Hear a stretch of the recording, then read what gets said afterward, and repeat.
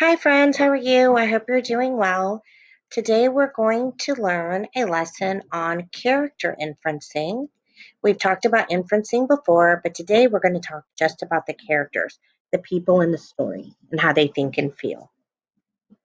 So, let's remember what is inferencing. Inferencing is when we use clues from the text and our own prior knowledge to make connections and come up with ideas. And today, we're going to talk about what you think about the characters and how they're feeling and thinking. So, how do we infer and how do we take a guess? We look at clues in the text, we look at pictures on the page, and we ask ourselves, what do I already know about this topic? So then you use the clues to figure out what the author does not tell you. So let's remember what a character trait is. A character trait is a characteristic or quality of a character that describes the character. I can infer that this boy looks pretty happy.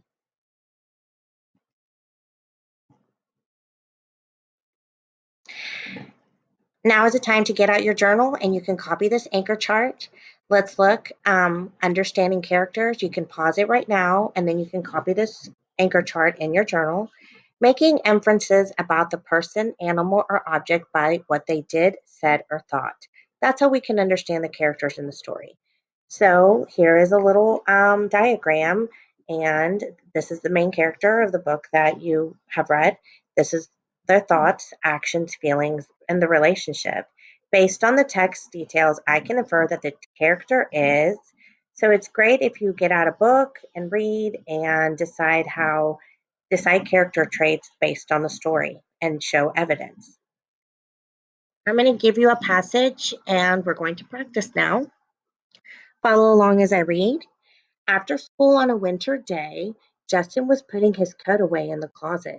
When he looked up, he saw a shiny piece of red paper. As he reached up to grab it, he realized it was a gift. To his surprise, his name was on the package.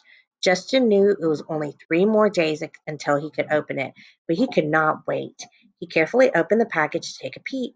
After the excitement of seeing his new toy, he carefully rewrapped the package and put it away. What trait best describes Justin? You read.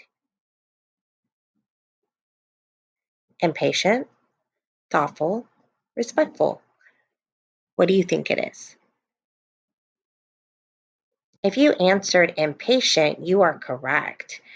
What part from the story best depicts this trait? Why is he impatient? Let's see.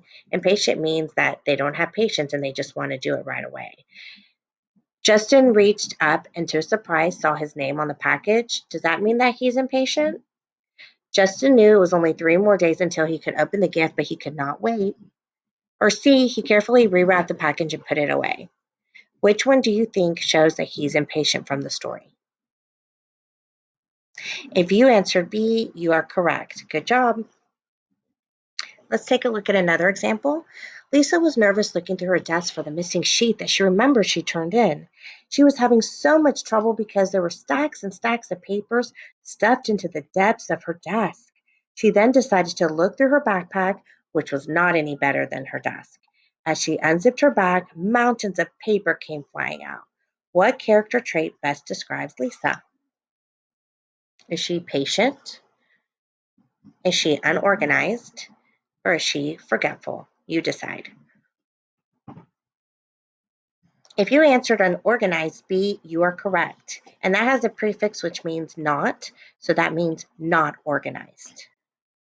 And not organized means that they don't have their stuff together and there's stuff everywhere. Okay, this is the last one. Nick was very excited to see his report card. He knew that he always worked very hard and turned in all of his work. His parents never had to ask him to do his homework. He also never had missing work because he always remembered to turn it in. What character trait best describes Nick? Is he busy, respectful, or responsible? You decide. If you answered responsible, you are right, and let's see why. Which sentence best describes this trait? Nick is really smart, Nick was really excited to see his report card, or he knew that he always worked really hard and turned in all his homework. If you answered C, you are right. He always turns in all his work. That makes him responsible. Okay, so here's the activity for today. I want you to read this on your own and tell me what you can infer.